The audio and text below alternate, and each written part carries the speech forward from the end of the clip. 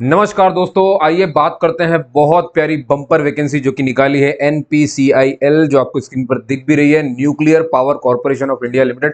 Total 400 post हैं। बहुत सारी क्या, सारी ब्रांचेस जैसे मैकेनिकल है, केमिकल है, इलेक्ट्रिकल, इलेक्ट्रॉनिक्स, इंस्ट्रूमेंटेशन और सिविल भी हमारी। इन सब में 400 में सबसे ज्यादा जो पोस्ट निकली हुई है वो मैकेनिकल की है, 150 पोस्ट है टोटल। फिर केमिकल में आप चले जाओगे तो टोटल आपको मिलेगी 73। फिर सिविल में आपको मिलेगी 60। फिर ऐसे इंस्ट्रूमेंटेशन में 19। और फिर मैंने कौन सी बताई थी, इलेक्ट्रॉनिक्स में आपको मिलेगी 29 और इलेक्ट्रिकल में आपको मिलेगी 69 मिलेंगी। 73 वहां पे किसमें, केमिकल में।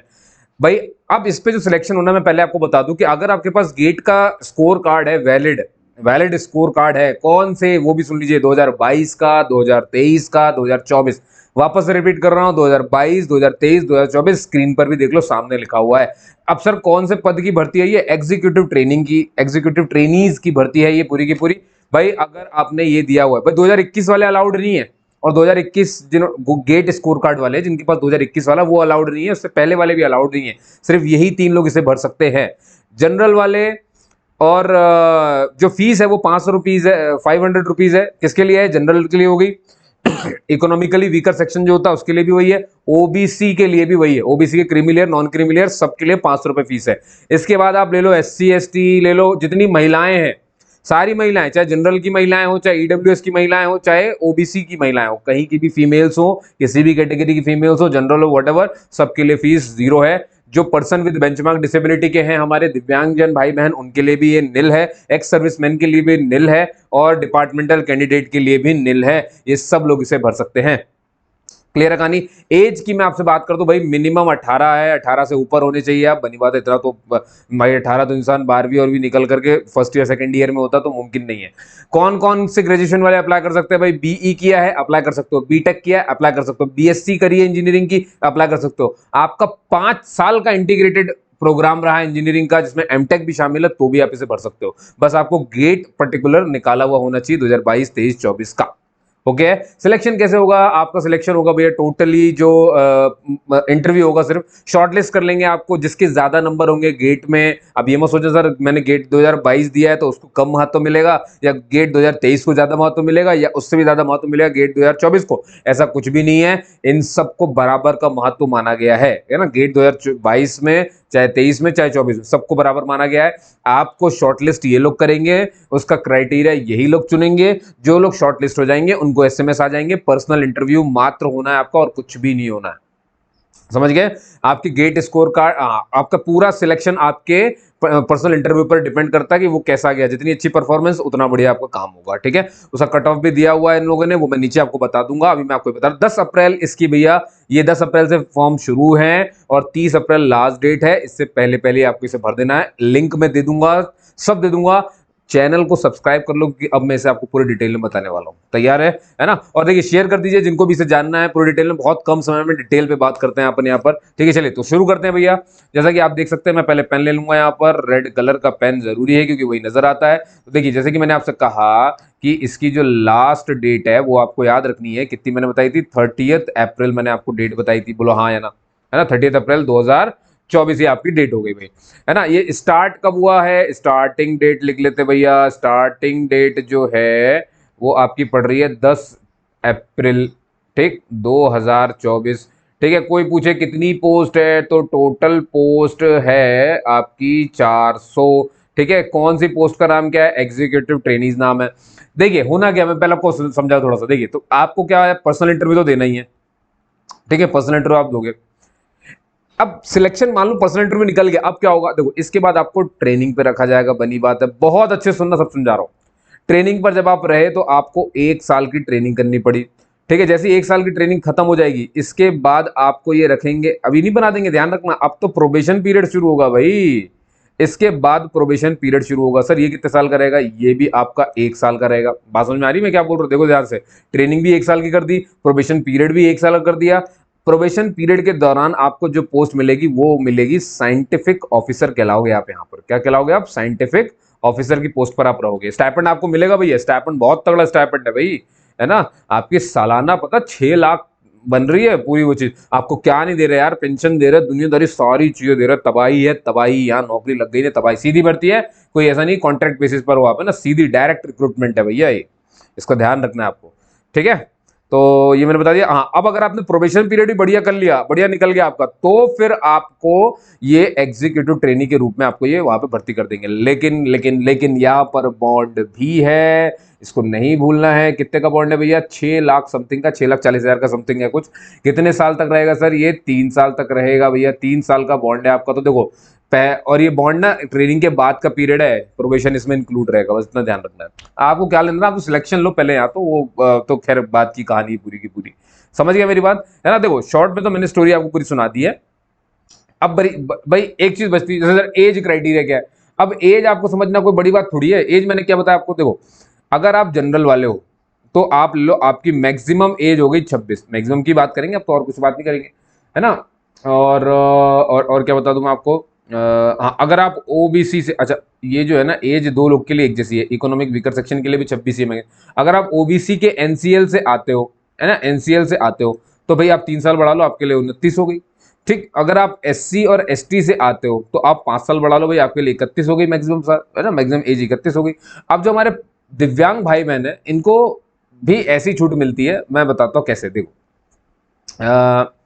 जैसे मान लो ये यहाँ पे लिख दिया मैंने, ये पर्सन विद बेंचमार्क डिसेबिलिटी, मालूम है ना, दिव्यांग होने के लिए एक प्रमाण पत्र लगता है, डिसेबिलिटी सर्टिफिकेट, जिसमें ये घोषणा होती है कि आपकी जो अपंगता है वो 40% से ज्यादा है, 40% से कम नहीं होनी चाहिए, ठीक है ना।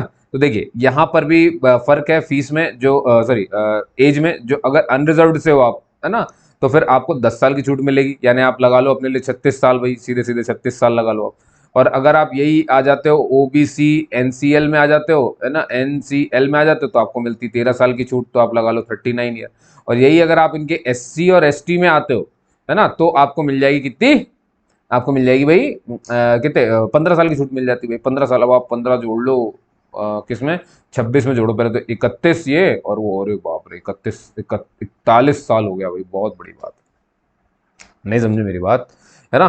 तो इस तरह से है ये पूरा। अच्छा एक और चीज है, मान लो आप दंगे के फैमिली से हो, कौन सा दंगे से प्रभावित फैमिली, गुजरात के 1984 के जो राइट्स हुए थे, दंगे हुए थे, अगर आप उसमें से किसी डिपेंडेंट की फैमिली से आते हो तो आपकी मैक्सिमम एज 31 रखी गई है। और ऐसे ही जो हमारे एक्स सर्विसमैन हैं, एक्स सर्विसमैन है, इनके लिए भी 31 साल रखी गई, चाहे वो शॉर्ट सर्विस कमीशन हो चाहे परमानेंट कमीशन हो, सबके लिए इनके लिए 31 साल मैक्सिमम एज रखी गई है। और भैया अगर आप एनपीसीआई के ही एम्प्लॉय हैं तो भैया आप ताली बजाओ, आप तो ऐसा ही पार्टी करो, क्योंकि आपके लिए तो कोई एज लिमिट नहीं है, नो एज बार, है ना, बार ना वो वाला ना ये वाला, कोई भी एज की समस्या आपको नहीं है। आप मतलब आप 99 साल की भी हो तो ये भर सकते हो, मजाक करो, 99 साल तक पहले तो नौकरी में कोई रहेगा तब ना। पर सोचो ये लोग जरूर लिख देते हैं कि no bargain for the age for the employees of NPCI. ठीक है, कोई बात नहीं, जाने देते हैं, इस बात को भी समझने से क्या मतलब है। क्या मोटा मोटा आप इतना समझ पाए, है ना, कौन कौन इसे भर सकता कौन नहीं। हाँ मैंने ये भी आपको समझा दिया था। देखिए बीई वाले भी भर सकते हैं, बी टेक वाले भी भर सकते हैं, बीएससी इंजीनियरिंग जो करते हैं वो भी भर सकते हैं, और जिनका इंटीग्रेटेड 5 साल का प्रोग्राम है विद एमटेक, वो लोग भी इसे भर सकते हैं।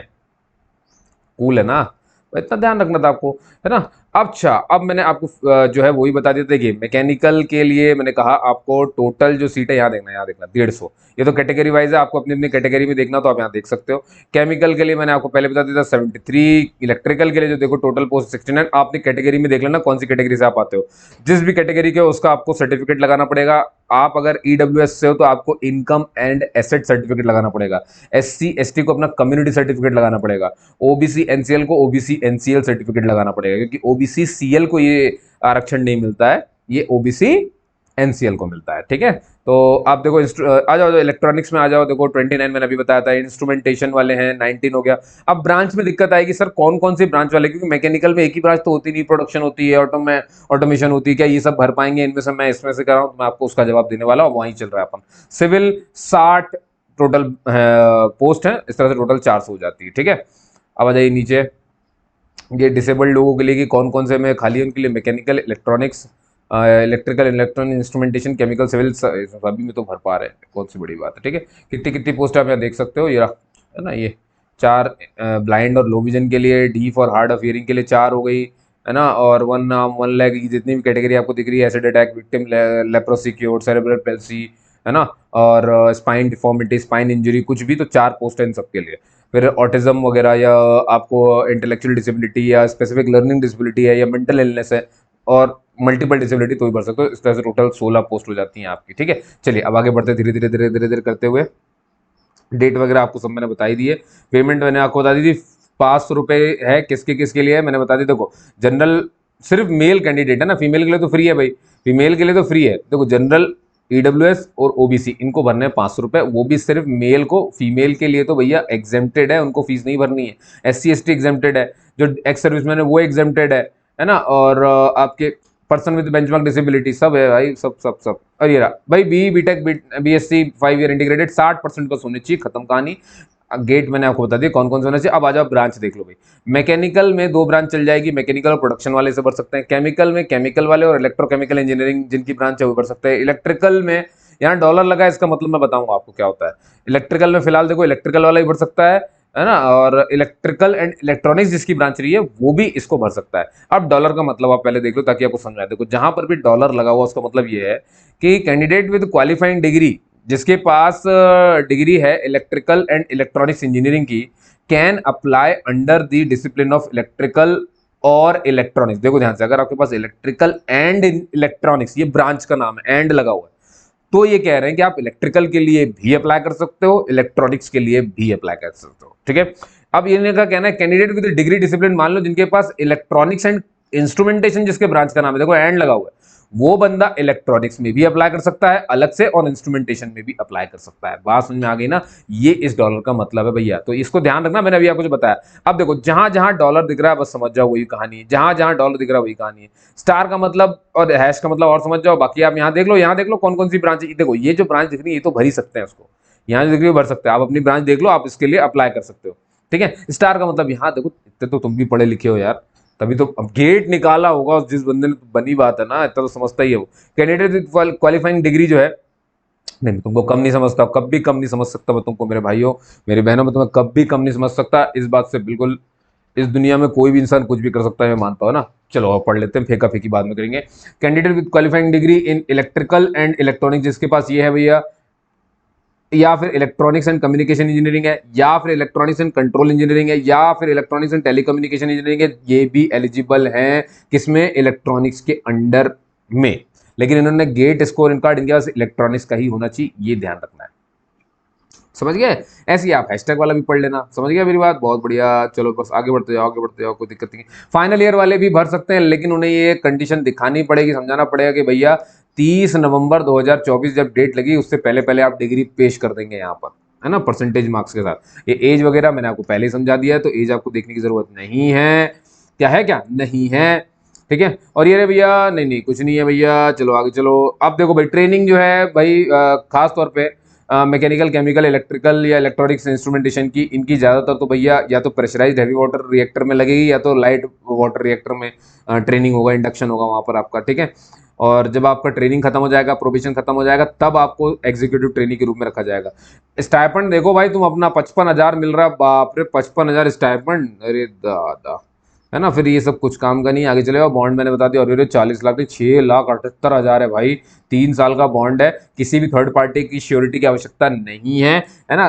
और हाँ, सर्विस का जो बॉन्ड है ये शुरू हो जाएगा आपका 3 साल का, जब आप ट्रेनिंग पूरी कर लेंगे। तो मतलब सोचो, ट्रेनिंग पहले आप 1 साल की कर लोगे, तो फिर इसके बाद कहाँ जाओगे, प्रोबेशन पीरियड में, वो 1 साल का होगा। इस 1 साल को मिला लो प्लस 2 साल। ठीक है, यही है भैया बॉन्ड का मतलब, प्रोबेशन पीरियड आपका बॉन्ड पीरियड में ही आ रहा है। ठीक है, और मैंने बता दिया आपको कौन कौन से लोग भर सकते हैं। अब इंटरव्यू कहाँ होना उसको सुनो। आपको पता है ऑनलाइन फॉर्म में आपको 5 सेंटर दिए जाएंगे जहां पे इंटरव्यू होने वाला है। आपको एक चुन लेना है ना, प्रेफरेंस दिया जाए। प्रेफरेंस चुनना मतलब लाइन से लगा देना कि यहाँ नहीं मिला तो यहाँ हो, यहाँ नहीं मिला तो यहाँ हो। ठीक है, सेंटर बता रहा हूँ कौन कौन से, उसको सुन लो पहले तो। ठीक है, सारी अच्छा, इंटरव्यू की डेट, टाइम, सर वेन्यू हमें कैसे मालूम चलेगा? ईमेल और एसएमएस के माध्यम से चलेगा, आपको पता चल जाएगा भैया। फाइनल सिलेक्शन आपका पर्सनल इंटरव्यू से ही होना है, और आपका मेडिकल फिटनेस टेस्ट हो जाएगा। वहाँ पे टेस्ट नहीं होगा, मेडिकल फिटनेस टेस्ट तो होगा ही होगा कोई। अब देखो यहाँ पर कितना इंटरव्यू का वेटेज कितना है, जनरल के लिए 70% और बाकी सबके लिए 60%। बात खत्म हो गई भैया। ये वेबसाइट है, वेबसाइट तो मैं हालांकि आपको दे देता हूँ लिंक में, तो npcil careers.co.in, NPCIL careers.co.in, याद रख लो, वैसे तो याद ही रहना चाहिए, ठीक है। अब ये देखो भाई, ये रहा 3 से 15 जून 2024 के बीच में आपका इंटरव्यू होगा, लिख के ले लो, बाबा की घोषणा है, बाबा क्या घोषणा है वहां पे लिखा हुआ है, ठीक है। अब देखो यहाँ पे प्रेफरेंस देख लो अच्छे से।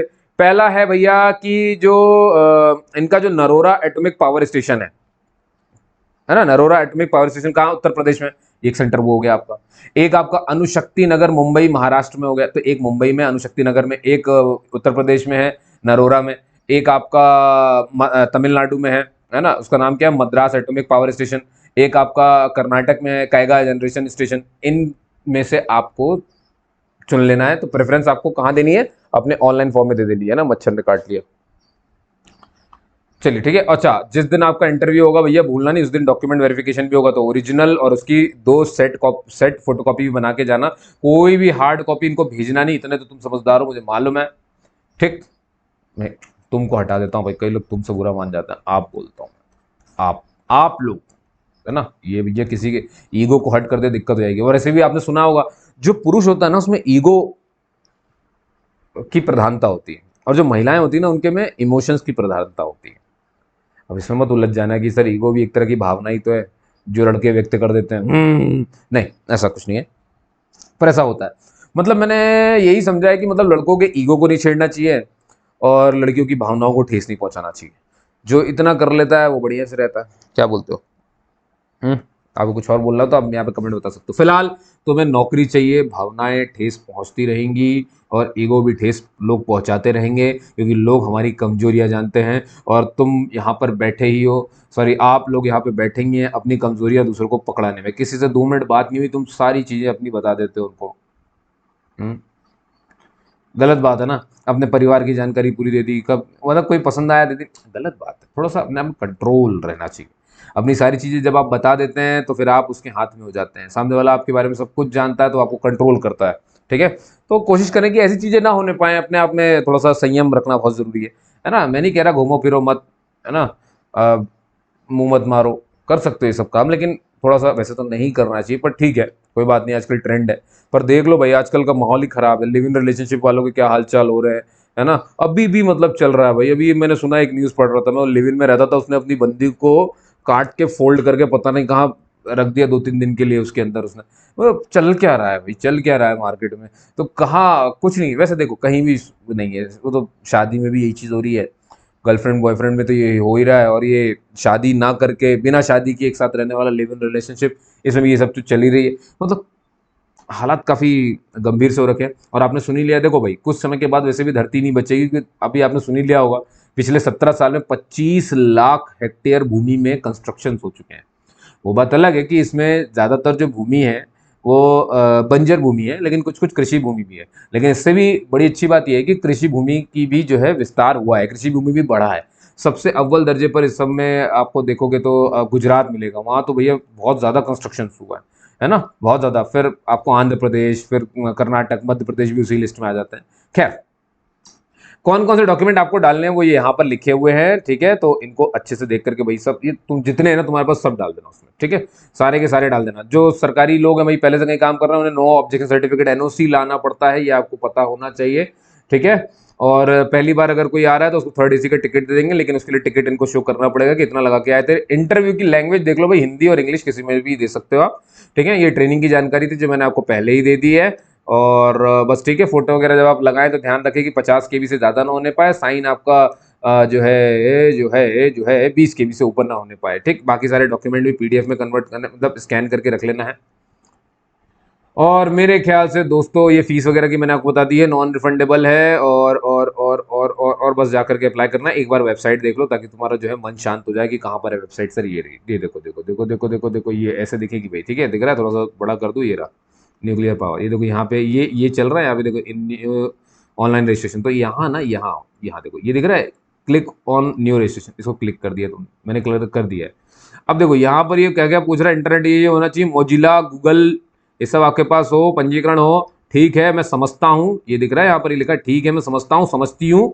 और मैंने कर दिया क्लिक, और देखो मेरे सामने कुछ ओपन हो गया है भाई, कुछ तो ओपन हुआ है गुरु। अब आ जाओ, हो जाते हैं शुरू, ठीक है। नहीं भर नहीं रहा हूँ, चिंता मत करो, मैं सिर्फ दिखा रहा हूँ तुमको, ये रहा विज्ञापन, है ना, ये रहा आवेदित पद, कौन से पद के लिए आप अप्लाई कर रहे हो भाई, बनी बात है, ये बना दिया, प्लीज सिलेक्ट द कैटेगरी। देख रहा हूँ एक बार भर के मन हो रहा तो है, मैं इसलिए नहीं भर रहा, कहीं मान लो मेरा सिलेक्शन हो गया तुम्हारी एक सीट खत्म कर दूंगा मैं, क्या मतलब, नहीं समझे तुम, हैं? मजाक कर रहा हूँ। मैकेनिकल, हाँ बिल्कुल सही समझे तुम, मैकेनिकल सही हूँ मैं। अब ये क्या है भाई, क्या है, क्या आप, नहीं नहीं नहीं, अपन दिव्यांग में नहीं आते हैं, है ना। अब गेट, बस यही दिक्कत हो जाएगी भाई, क्योंकि मैंने कभी गेट दिया नहीं है तो मैं इसे भर नहीं सकता। तुम ही लोगों मेरे से ज़्यादा पढ़े लिखे भाई, तुम लोग इसे भरो, तुम लोग का जब सिलेक्शन हो जाए तो मुझे बता देना, मैं तुम्हारे लिए ऐसी वीडियोस बनाता रहूँ। तो दोस्तों जो भी हो, आपको वीडियो कैसी लगी जरूर बताइएगा। क्या इस तरह की वीडियोस आपको सुनना बहुत पसंद है तो कमेंट करिए, अपने इस भाई को थोड़ा सा बढ़ाइए, सब्सक्राइबर बहुत कम है दोस्तों, थोड़ा सा आगे बढ़ते हैं अपन, शेयर करिए अपने इस भाई का चैनल, क्योंकि मैं बहुत डिटेल में यहाँ पे बात करता हूँ, कभी कभी कुछ करंट अफेयर भी बना देता हूँ, है ना। करंट अफेयर आप लोग सुनते नहीं हो हालांकि, तो इसलिए मुझे पता नहीं चल रहा है कि वो अच्छे बन रहे हैं कि नहीं बन रहे, एक आध सुन लिया करो, कोशिश कर रहा हूँ आज मैं एक और बनाऊँ आपके लिए वीडियो उसके ऊपर, है ना। क्योंकि करंट अफेयर पढ़ना और पढ़ाना मुझे दोनों ही बहुत पसंद है, हालांकि इंजीनियरिंग पढ़ाना भी बहुत पसंद है मुझे, पर ठीक है कोई बात नहीं, आपको दिखाऊंगा कभी, डेमो दिखाऊंगा इसको मैं। चलो तब तक के लिए जय हिंद जय भारत, और मिलते हैं अगले वीडियो में। आप मुझे बर्दाश्त करते हो उसके लिए बहुत बहुत धन्यवाद। जय हिंद।